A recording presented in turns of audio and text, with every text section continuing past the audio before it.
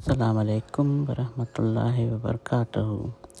آج ہم پڑھیں گے ایک ایسی دعا کے بارے میں جس میں اللہ سے ایمان کی پختگی کی بھی دعا ہے، ہدایت کی بھی دعا ہے اور قیامت کے دن کامیابی کی بھی دعا ہے۔ دعا یہ ہے: ربنا لا تزغ قلوبنا بعد اذ ہدیتنا وہب لنا من لدنک رحمۃ انک انت الوہاب۔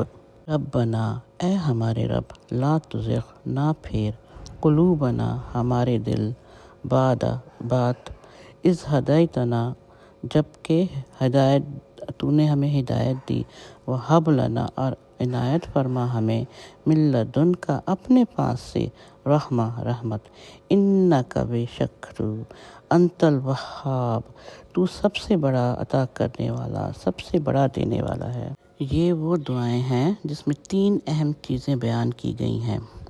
پہلی کون سی؟ دلوں کی ہدایت کا ثابت قدمی سے تعلق ہونا۔ لا تزغ قلوبنا کا مطلب ہے ہمارے دلوں کو گمراہی کی طرف نہ مائل کر دینا۔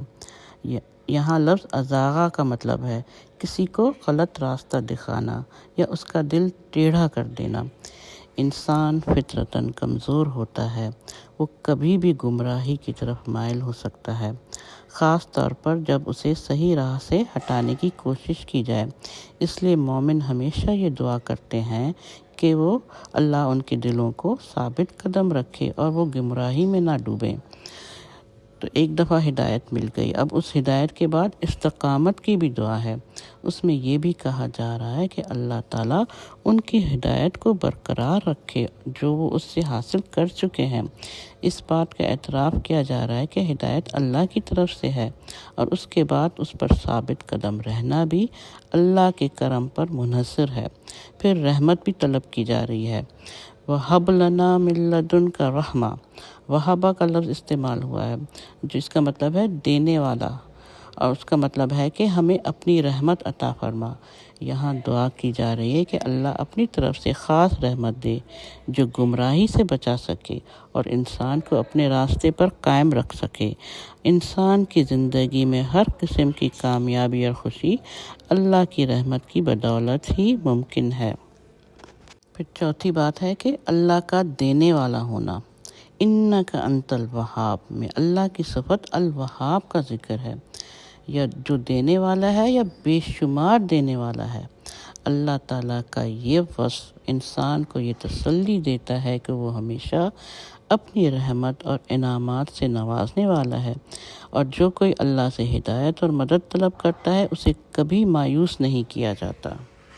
یہ آیت ہمیں سکھاتی ہے کہ ہدایت اور ایمان میں استقامت اللہ کی مدد سے آتی ہے، اور ہمیں اس کے سامنے مسلسل ہمیشہ دعا کرنی چاہیے تاکہ وہ ہماری زندگی میں اپنی رحمت سے کام لے اور ہمیں اپنے سیدھے راستے پر قائم رکھے۔ اب اس کے بعد کی آیت ہے: ربنا انک جامع الناس لیوم لا ریب فیہ ان اللہ لا یخلف المیعاد، جس کا ترجمہ ہے: اے ہمارے رب، یقیناً تو لوگوں کو ایسے دن کے لیے جمع کرنے والا ہے جس میں کوئی شک نہیں، بے شک اللہ تعالیٰ اپنے وعدے کی خلاف ورزی نہیں کرتا۔ تو یہ آیت قیامت کے دن کی حقیقت اور اللہ کے وعدے کی سچائی کو بیان کرتی ہے۔ یہاں تین باتیں بیان کی گئی ہیں۔ قیامت کے دن کا ذکر ہے۔ انک جامع الناس لیوم کا مطلب ہے کہ اللہ لوگوں کو قیامت کے دن اکٹھا کرے گا۔ یہ دن وہ ہے جب تمام انسانوں کو اپنی قبروں سے اٹھایا جائے گا اور وہ اپنے اعمال کا حساب دینے کے لیے اللہ کے سامنے حاضر ہوں گے۔ یہ ایک انتہائی اہم دن ہے جس میں تمام لوگوں کو ان کے اعمال کے مطابق جزا دی جائے گی یا سزا دی جائے گی۔ اس میں یقین کے ساتھ قیامت کا انکار نہ کرنے کی تاکید بھی ہے۔ لا ریب فیہ کا مطلب ہے قیامت کے دن میں کوئی شک نہیں ہے۔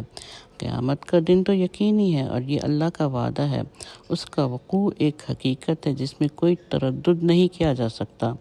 مومنین جو ہوتے ہیں اس دن کے بارے میں یقین رکھتے ہیں اور اس دن کے لیے تیاری بھی کرتے ہیں۔ اللہ کے وعدے کی سچائی بھی ہے اس میں۔ ان اللہ لا یخلف المیعاد میں یہ بتایا جا رہا ہے کہ اللہ اپنے وعدے کی خلاف نہیں کرتا۔ اللہ نے جو وعدہ کیا ہے وہ ضرور پورا ہوگا۔ قیامت کا دن آئے گا اور اس دن اللہ اپنے تمام وعدوں کو پورا کرے گا۔ تو اس آیت سے ہمیں یہ سبق بھی ملتا ہے کہ اللہ کے وعدے ہر صورت میں سچے ہیں، اور قیامت کا دن جو ہے وہ ضرور آنے والا ہے، تو ہمیں اس کی تیاری کرنی چاہیے۔ تو یہ آیت انسان کو یاد دلاتی ہے قیامت کا دن ایک حقیقت ہے، ہمیں اپنے اعمال پر نظر رکھنی چاہیے۔ اللہ اپنے وعدے کبھی نہیں توڑتا، اس لیے ہمیں اس دن کی تیاری کر کے اپنی آخرت کی فلاح کے لیے کوشش کرنی چاہیے۔ اللہ تعالیٰ سے دعا ہے کہ وہ ہم سب کو ایمان کی پختگی عطا کرے، اللہ ہمیں ہدایت سے نوازے، اس ہدایت پر قائم رکھے، اس کی رحمت ہمارے شامل حال ہو، اور قیامت کے دن ہم سب کو کامیابی سے سرفراز کرے۔ آمین ثم آمین۔